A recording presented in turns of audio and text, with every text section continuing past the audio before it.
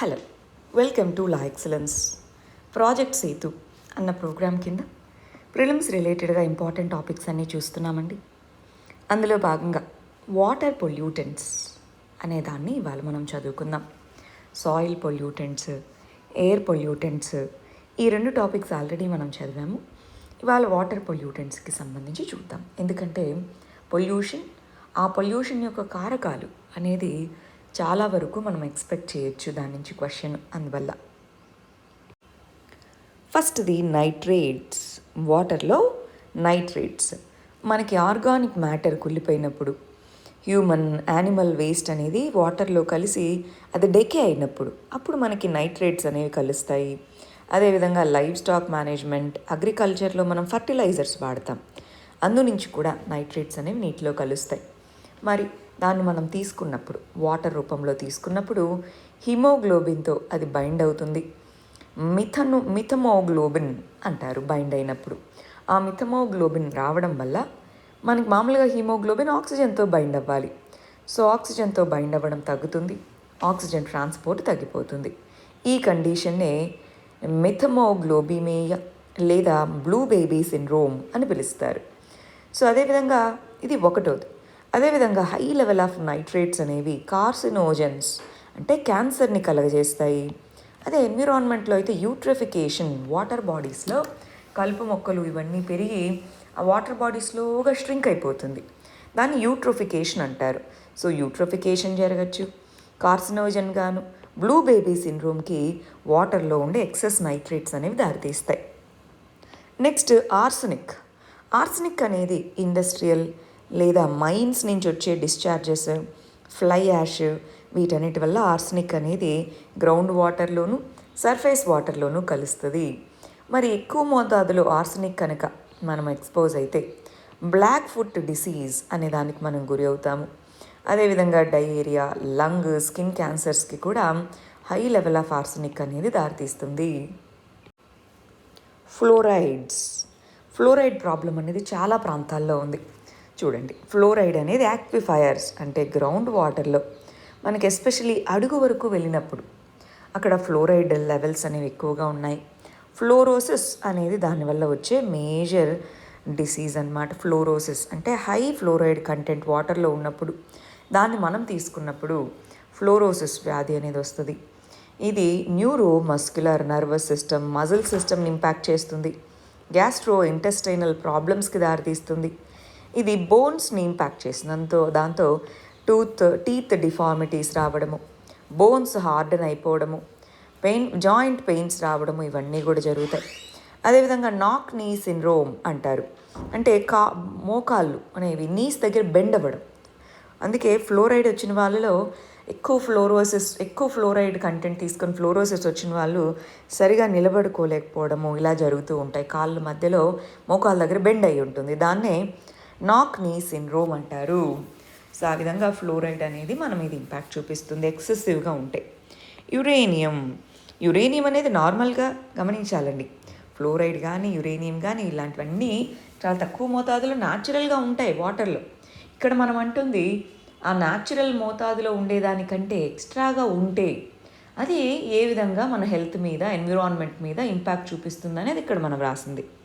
చూడండి, uranium concentration కనుక 30 microgram per litre అంతకంటే ఎక్కువ ఉంటే, 30 మైక్రోగ్రామ్ పర్ లీటర్ కంటే ఎక్కువ ఉంటే అప్పుడు దాన్ని యురేనియం పొల్యూషన్గా చెప్తాము. సో గ్రౌండ్ వాటర్ అనేది ఈ సాయిల్స్, యురేనియం ఎక్స్పోజ్ అయిన ఎయిర్ లేదా మైనింగ్ వీటి వల్ల కలుస్తుంది. మరి యురేనియం ఎక్స్పోజర్ వల్ల క్రానిక్ కిడ్నీ డిసీజ్ అనేది దారితీస్తుంది. అదేవిధంగా ఎక్సెసివ్ లెవెల్స్ ఆఫ్ యురేనియం అనేది జెనెటిక్ చేంజెస్కి కూడా దారితీస్తుంది. సో యురేనియం యొక్క రేడియోధార్మికత, ఎయిర్ పొల్యూషన్లో చదివాం మనం, రేడియోధార్మికత అనేది జెనెటిక్ చేంజెస్కి కూడా దారితీయచ్చు.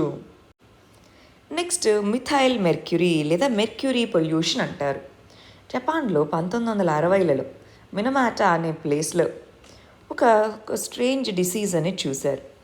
సో అప్పుడు వాళ్ళకి అర్థమైంది ఏంటంటే, వాళ్ళు ఫిషింగ్ కోసం మిథైల్ మెర్క్యూరీ అనే కెమికల్ని వాడేవాళ్ళు. అది ఆ వాటర్లో కలిసి ఆ ఫిషెస్ దాన్ని తీసుకున్నప్పుడు, ఆ ఫిషెస్ని మనం తిన్నప్పుడు మన బాడీలో కూడా మిథైల్ మెర్క్యూరీ అక్యుములేట్ అవ్వడం మొదలుపెట్టింది. సో ఆ మిథైల్ మెర్క్యూరీ వల్ల మినమాటా డిసీజ్, అది బ్రెయిన్ మరియు నర్వస్ సిస్టమ్ని డ్యామేజ్ చేస్తుంది, అది రావడం మొదలుపెట్టింది. అదేవిధంగా ఈ మిథైల్ మెర్క్యూరీ అనేది fluorescent lights, batteries, polyvinyl chloride, వీటిలో ఎక్కువగా వాడతాము. సో వాటి నుంచి కూడా ఆ పొల్యూషన్ అనేది వచ్చినప్పుడు, మిథైల్ మెర్క్యూరీ పొల్యూషన్ వచ్చినప్పుడు మినమాటా డిసీజ్ అనేది మేజర్ హెల్త్ కన్సర్న్గా చెప్పచ్చు. దాంతోపాటు ఫీటస్, కడుపులో పెరుగుతూ ఉన్నటువంటి బిడ్డ, సో వాళ్ళు మోర్ వల్నరబుల్ ఈ మిథైల్ మెర్క్యూరీ ఎక్స్పోజర్కి. నెక్స్ట్ హెవీ మెటల్స్ అనేవి సాయిల్తో కలిసి వాటర్లోనూ మనకి కరగచ్చు. సో ఈ హెవీ మెటల్స్ ఉన్నటువంటి మనం ఈ వాటర్ని తీసుకుంటే, డ్రింకింగ్ వాటర్లో ఎస్పెషల్గా household plumbing, service lines, mining, petroleum refineries, ఇలా చాలా సోర్సెస్ ద్వారా మనకి హెవీ మెటల్స్ అనే వాటర్లో కలుస్తాయి. ఏమేంటి ఎగ్జాంపుల్స్? భారీ మూలకాలు అంటాం. Arsenic, antimony, cadmium, chromium, copper, lead, selenium, ఇలాంటివన్నీ కూడా హెవీ మెటల్స్గా చెప్తాం. ఇవి మనం కనుక తీసుకుంటే high level of toxicity chemicals ఎక్కువ ఉన్నాయి కాబట్టి toxicity, liver problems, kidney problems, ఈ ఇంటెస్టినల్ ప్రాబ్లమ్స్ రావడము, అనీమియా, క్యాన్సర్స్కి కూడా ఈ హెవీ మెటల్ పొల్యూషన్ అనేది దారితీస్తుంది మనలో. నెక్స్ట్ వాటర్లో బయలాజికల్ కంటామినెంట్స్ కూడా ఉండొచ్చు. అంటే వివిధ రకాలైనటువంటి ఫంగస్ కానీ, బ్యాక్టీరియా కానీ, పారాసైట్స్ కానీ, వైరసెస్ కానీ, అవి కూడా వాటర్లో ఉండొచ్చు కదా, అవి కూడా పొల్యూటెంట్సే కదా. చూడండి, బ్యాక్టీరియా, వైరసెస్, పారాసైట్స్ ఇవన్నీ మైక్రో ఆర్గానిజమ్స్. సో వాటర్ అనేది కంటామినేట్ అయినప్పుడు అది గ్రౌండ్ వాటర్లోకి సీపేజ్ అవ్వడము, లేదా underground storage tanks, septic ట్యాంక్స్లో లీకేజెస్ అవ్వడము, వీటి వల్ల వాటర్ వెల్స్లో వీటిలో ఈ మైక్రో ఆర్గానిజమ్స్తో కంటామినేట్ అవుతుంది. అప్పుడు మనకి గ్యాస్ట్రో ఇంటెస్టినల్ ఇల్నెసెస్, ఇన్ఫెక్షన్స్, కలరా, ఇలాంటివన్నీ మైక్రో ఆర్గానిజమ్స్ వాటర్లో ఉన్నటువంటి వాటిని కన్జ్యూమ్ చేసుకోవడం వల్లనే. సో ఎన్నో రకాల డిసీజెస్కి ఈ కంటామినేటెడ్ వాటర్ అనేది కారణము. నెక్స్ట్ ఆర్గానిక్ కెమికల్స్ అనేవి house hold products, agriculture, industrial sector నుంచి విడుదలవుతాయి. ఈ ఆర్గానిక్ కెమికల్స్ అనేవి ఆయిల్ స్పిల్స్ కావచ్చు, వాటర్లో కలిసి రన్ ఆఫ్ విధంగా, ఇలా ఎన్నో రకాలుగా ఆర్గానిక్ కెమికల్ పొల్యూషన్ వాటర్లో జరగచ్చు.